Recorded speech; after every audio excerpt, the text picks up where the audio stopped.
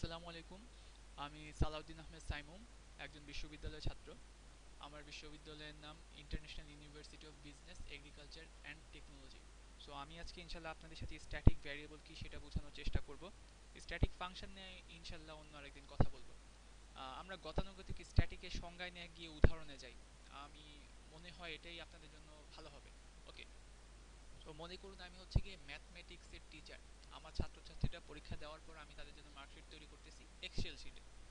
So তাদের জন্য এই কলামগুলো থাকা দরকার: রোল, নেম, মার্ক। এবং খেয়াল করবেন যে প্রত্যেকটা স্টুডেন্টের জন্য কিন্তু রোল, নেম, মার্ক আলাদা আলাদা হওয়ারই কথা।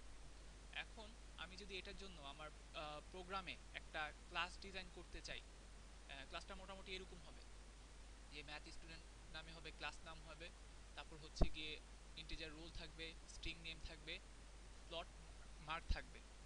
এখন আমি চাচ্ছি যে আমার সাবজেক্টে ছাত্রছাত্রীরা ঠিক কোন পর্যায়ে ভালো করে কিংবা কি অবস্থায় তা জানতে যাচ্ছি। তো তার জন্য আমি কি করলাম যে শুধুমাত্র আমার বিষয়ে সব ছাত্রছাত্রীদের এভারেজ মার্কটা যদি আমি জানি, তাহলে আমি আইডিয়া করতে পারবো যে আমার সাবজেক্টে ছাত্রছাত্রীরা কতটুকু ভালো করে।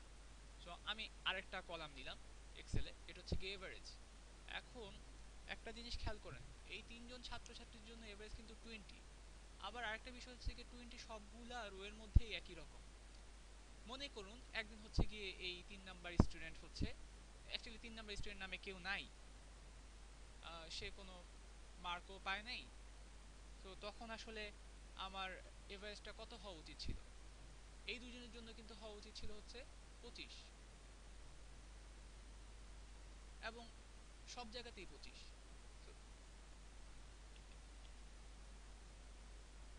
আমি এই ক্লাসের জন্য এখন এভারেজ চাচ্ছি, তার জন্য হচ্ছে গিয়ে একটা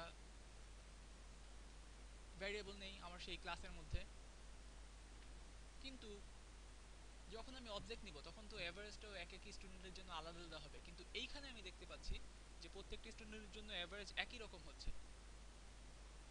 এই জায়গায় অ্যাকচুয়ালি স্ট্যাটিকের বিষয়টা আসে। স্ট্যাটিক ভ্যারিয়েবল হচ্ছে যে কোনো ক্লাসের এমন একটা ভ্যারিয়েবল যেইটা ওই ক্লাসের সবগুলো অবজেক্টের মধ্যে একই মান হোল্ড করবে। এটা হচ্ছে স্ট্যাটিকের মূল কাজ। সো অ্যাকচুয়ালি আমার জিনিসটা হবে এরকম।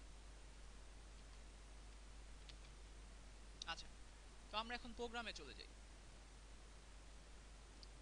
আমরা একটা ম্যাথ স্টুডেন্ট ক্লাস নিলাম, এর মধ্যে হচ্ছে গিয়ে একটা কনস্ট্রাক্টর ফাংশনে আমরা হচ্ছে গিয়ে একবারে স্টুডেন্ট অবজেক্ট তৈরি করার সময় হচ্ছে গিয়ে আমার রোল নাম্বার, নেম এবং মার্ক দিয়ে দিতে হবে।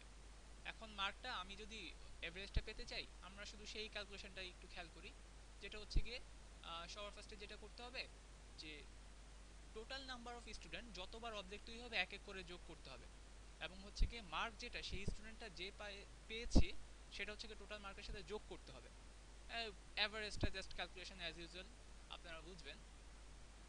আর যখন হচ্ছে গিয়ে এখানে খেয়াল করার যেই বিষয়টা সেটা হচ্ছে গিয়ে এই সবগুলা ফিল্ড কিন্তু আমার হচ্ছে গিয়ে নন স্ট্যাটিক, শুধুমাত্র এই অ্যাভারেজটা এবং অ্যাভারেজ তৈরি করার জন্য যা যা দরকার তারা হচ্ছে গিয়ে স্ট্যাটিক। সো এখন আমরা হচ্ছে কি জাস্ট প্রোগ্রাম থেকে হচ্ছে ক্লাসটা ব্যবহার করে দেখি। এ হচ্ছে তিনজন স্টুডেন্টের জন্য হচ্ছে গিয়ে আহ, আমি অবজেক্ট তৈরি করেছি। একজন 30, তারপর 20, তারপর 10 পেয়েছে। অ্যাভারেজটা আমরা একটু দেখি এখানে কত আসে। আমার হিসাবে এখানে আসার কথা 30, 20, 50 অ্যান্ড 10 হচ্ছে 60, অ্যাভারেজ হওয়া উচিত 20। সো এখানে আমার 20 এসেছে। আচ্ছা, এবার হচ্ছে আমি একটা একটু মনে করি যে লাস্ট স্টুডেন্টটা নাই, এখন কত হওয়া উচিত? 25 হওয়া উচিত।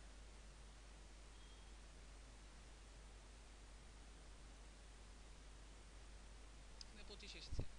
আর এখানে একটু নোটিস করেন যে হচ্ছে আমরা এখানে কোনো অবজেক্ট ধরে কিন্তু এভারেজটাকে কল করি নাই, যেটা হচ্ছে গিয়ে স্ট্যাটিক ক্লাস, স্ট্যাটিক ভ্যারিয়েবল গুলো হচ্ছে গিয়ে ক্লাসের নাম ধরে ডাকা যায়, কোনো অবজেক্ট তৈরি করা যায় না, সেটাই আমরা করেছি। তো আশা করি আপনারা বুঝতে পেরেছেন। যদি আপনাদের ভালো লেগে থাকে, কিপ মি ইন প্রেয়ার। ওকে, আল্লাহ হাফেজ।